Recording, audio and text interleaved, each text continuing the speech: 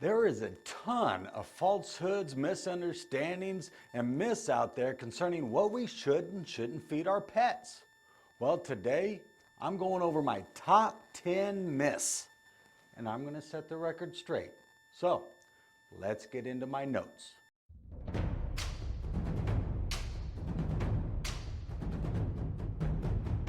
Hey there, folks. My name's Cliff.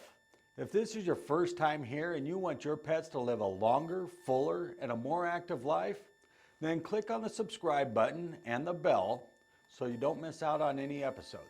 Number 10, pets need life stage appropriate diets like puppy food or senior formula. Folks, in my opinion, that's just a marketing ploy by the food manufacturers. See, now it is true that puppies need more food for their size compared to adult dogs, but they don't need a specialty food like puppy formula, right? So if you think about it, our pups come from the gray wolf. So let's just look at this. The gray wolf, when she's out there, Mama Wolf is out there in the wild hunting for food for her pups. Do you think that she's actually out there searching for only baby zebra? Or how about baby bunnies? No, folks, she's just finding food. Whatever she catches, they're eating. So they're not getting puppy zebra, folks, and your puppies don't need it either. Number 9, premium foods are just higher priced foods. Well, that's not the case, folks. Let me ask you, have you ever heard the phrase, you get what you pay for? Well, it can never be truer than it is with pet food. See, there's a reason why it's higher priced. It's premium quality, it's premium proteins, the sourcing is premium, right? Again, let's just take a step back and think about this, just for you and I. You and I can eat McDonald's every single day of our lives, and we'll be okay. Our pups, they can eat the crappiest, worst food on the planet, and they're gonna be okay too. But that doesn't mean they're gonna thrive. That doesn't mean they're going to live a full, active life, and they're not going to live long. Isn't that what we want? Well, we want our pets to live as long as we do. Number 8, high protein is hard on the kidneys. That's not true. It's not the amount of the protein, but it's the quality and the source of the protein, right? So now it is true that high plant protein, yep, that's hard on the kidneys. But not protein that comes from meat, right? Proteins that come from meat, those are high in amino acid. That's what they need to thrive, right? Let me ask you guys, when was the last time you saw a wolf out in the wild eating a bowl of salad? How about a corn on the cob? You're not going to find it, folks, right? Because it ain't true. Number 7, all bones are dangerous. Really? It's not all bones, folks. It's cooked bones. You don't want any cooked bones. Don't ever give your dog a cooked bone. When they're cooked, they become brittle and they can splinter off, leave little sharp pieces. And if they eat that, that can do a lot of damage to them on the inside. So never, ever give them a cooked bone. A raw bone, on the other hand, that's what they need. They need that big old bone for what? To clean their teeth. They also need it for mental stimulation, right? So once again, it's not all bones, it's what type of bones. Raw bones, do them a favor, give them a raw bone, watch them go to town on it. They're gonna love you for it. Number 6, people food scraps are bad for our pets. Well, that's not true, folks. Again, it's what kind of food scraps they are, right? Now, there's only a few rules you need to apply here when you're feeding table food scraps, right? Make sure it's meat. Make sure it's finely cut fruits and veggies, baked sweet potatoes, rice, oatmeal, green beans, that type of stuff. That's good for them, right? No junk food. Never, ever give them any junk food. And if you are going to give them table scraps, make sure to take a little bit of their food away. You don't want to get them fat, right? You want to keep them nice and slim. So table food scraps, yeah, go ahead and give it to them, as long as it's healthy. And just because it's healthy for you and I, doesn't mean that it's healthy for them. Things you should never give. Never give them onions. Never give them grapes. And never give them raisins. Those can be toxic. Number 5, dry dog food is the best food for them. I don't know who told you that one, folks, but it ain't true. See, there's a hierarchy of food, right? So it goes homemade, unbalanced food, meaning not the right vitamins and minerals. That's the worst you could ever feed them. What's worse, what's better than that? That's your dry food, that's your kibble. That's better than homemade unbalanced. Then it goes canned. Canned is better than kibble, right? Canned has more moisture, it has more protein. So anytime you could add some canned to your dry food, you're doing them an awesome favor, right? What's better than canned? Freeze-dried. Freeze-dried's better than canned. And then better than freeze-dried, commercially made raw. That's what I feed mine. And then the best thing you could ever feed them is homemade balanced.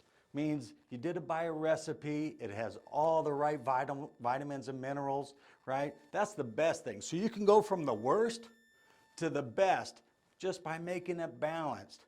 But dry kibble food, that's not the best, folks. Number 4, raw food is high risk of salmonella and E. coli and it's not good for them. Well, folks, we know that's not true, right? I just went over the hierarchy chart, so let's look at it a few other different ways.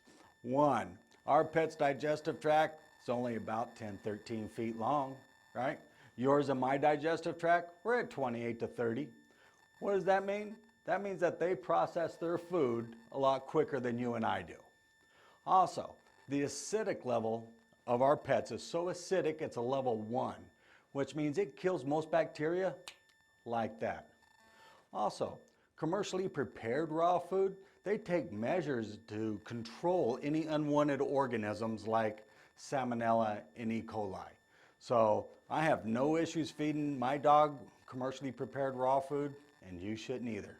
It's good for them. Number 3, diet and light food is best weight management food. Well, that's just not true, folks. Again, in my opinion, I just think it's a marketing tool by the food manufacturers. You don't need a specialty food to help your pet lose some weight. You know what they need. They need a good balanced diet that's high in protein, low in carbs. They need some exercise.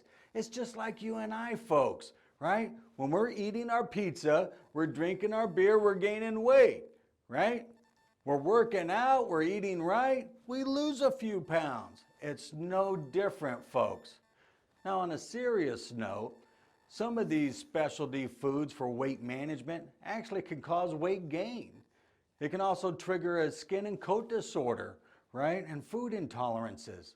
So be careful about what you're feeding your pets out there. Number 2, dry food is best to clean their teeth. Really? Do you guys still believe that?